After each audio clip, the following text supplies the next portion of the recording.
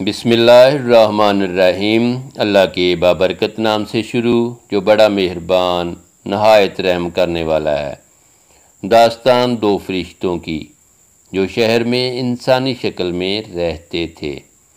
قرآن مجید میں دو فرشتوں کا ذکر ہے جو شہر بابل میں باصورت انسان رہتے تھے۔ وہ علم سحر سے واقف تھے۔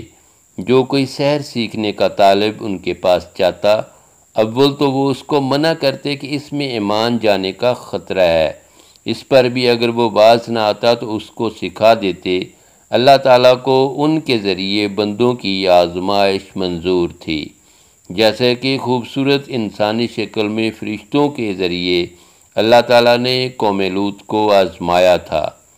صاحب تفسیر حقانی لکھتے ہیں، ہاروت و ماروت شہر بابل میں دو شخص تھے کہ جن کو ان کے عجائب و افعال اور نیک چلن کی وجہ سے لوگ ان کو فرشتہ کہتے تھے اور ان کا یہ لقب مشہور ہو گیا تھا۔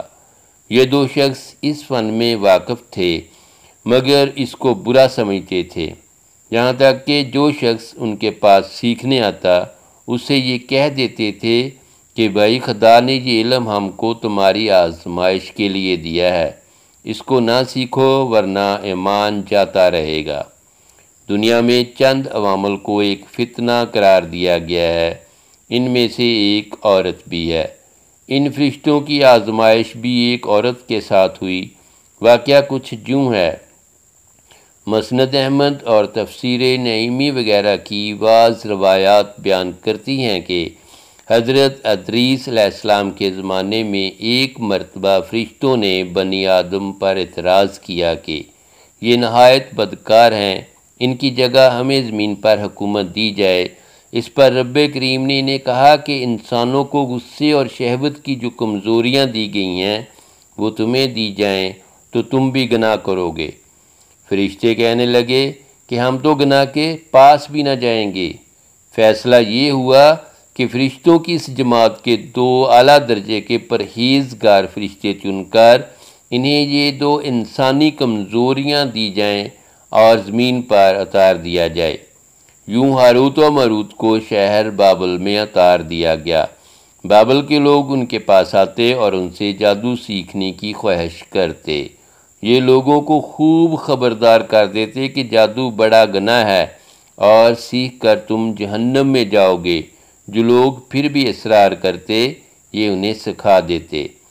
رات کو اسم اعظم پڑھ کر یہ دونوں آسمان پر چلے جاتے۔ قسمت ان کی بری تھی کہ ان کو ایک پری پیکر زہرا نامی مل گئی کہ حسن اس کا بے مثال تھا۔ اس کے حسن کو دیکھ کر یہ دیوانے ہو گئے۔ زہرا ان سے اسم اعظم سیکھنے کی متمنی تھی مگر یہ دونوں فرشتے اس سے انکاری تھے، لیکن زہرا کے حسن نے ان پر جادو کر رکھا تھا اور وہ کسی بھی قیمت پر اسے حاصل کرنا چاہتے تھے۔ زہرا نے ان سے مطالبہ کیا کہ تم شرک کرو تو میں تمہاری ہوں۔ ہاروت و ماروت جانتے تھے کہ شرک ایسا گناہ ہے کہ اس کی معافی نہیں، انہوں نے انکار کر دیا۔ اب زہرا نے شرط پیش کی کہ ایک بچہ قتل کرو تو مجھ پر تمہارا اختیار ہے۔ ہاروت و ماروت انکاری ہوئے کہ بے گناہ کو مارنا بڑا جرم ہے۔ آخر زہرا شراب لے آئی اور کہا کہ یہ پی لو تو پھر جو کہو گے ویسا کروں گی۔ ہاروت و ماروت نے سوچا کہ شراب پینا تو بڑا گناہ نہیں ہے، پی گئے۔ ہوش سے بیگانے ہوئے۔ زہرا نے بدکاری کے بدلے ان سے اپنے بت کو سجدہ بھی کرایا اور بچہ بھی قتل کروا دیا۔ جب انہیں ہوش آئی تو وہ کہنے لگی کہ تم نے جن دو کاموں کو کرنے سے انکار کیا تھا، نشے میں مدہوش ہونے کے بعد تم نے اس میں سے ایک کام کو بھی نہ چھوڑا۔ پھر انہیں ان گناہوں کے بدلے دنیا کی سزا اور آخرت کے عذاب میں اختیار دیا گیا تو انہوں نے دنیا کی سزا کو اختیار کر لیا۔ تفسیر نعیمی میں بچے کی جگہ شوہر قتل کروانے کا ذکر کیا گیا ہے اور یہ بھی بتایا گیا ہے کہ ہاروت و ماروت دونوں اسم اعظم جانتے تھے۔ اسم اعظم پڑھ کر وہ رات آسمان پر چلے جاتے تھے۔ زہرا نے ان سے نشے کی حالت میں اسم اعظم سیکھ لیا اور جب ہاروت و ماروت ہوش و حواس میں واپس آئے تو انہیں یہ بھول چکا تھا اور زہرا اسم اعظم پڑھ کر آسمان پر چلی گئی، جہاں رب کریم نے اس کی روح کو زہرا ستارے سے متصل کر دیا۔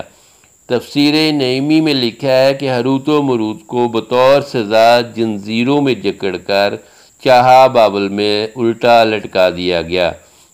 اس کنویں میں آگ بھڑک رہی ہے اور فرشتے ہر وقت ان کو کوڑے مارتے ہیں اور پیاس سے ان کی زبانیں باہر نکلی ہوئی ہیں، اور یہ قصہ سنن بہقی، مسند امام احمد اور دیگر کتب احادیث میں باسناد صحیح مروی ہے۔ ہاروت و ماروت کے حشر سے عبرت پکڑ کر باقی فرشتوں نے اپنی خطا کا اقرار کیا، اور زمین والے خطا کار انسانوں پر بجائے لعنت طعنت کرنے کے ان کے لیے دعائے مغفرت کرنے لگے۔ تو صاحبو، یہ قصہ بیان کرنے کا مقصد یہ واضح کرتا ہے کہ مرد کیا چیز ہے۔ عورت کے حسن کی تپش سے تو بڑے بڑے نیکوکار فرشتے بہک جاتے ہیں اور روئے زمین پر اپنی پارسا حکومت بنانے کی بجائے چاہ بابل میں الٹے لٹک کر سزا پاتے ہیں۔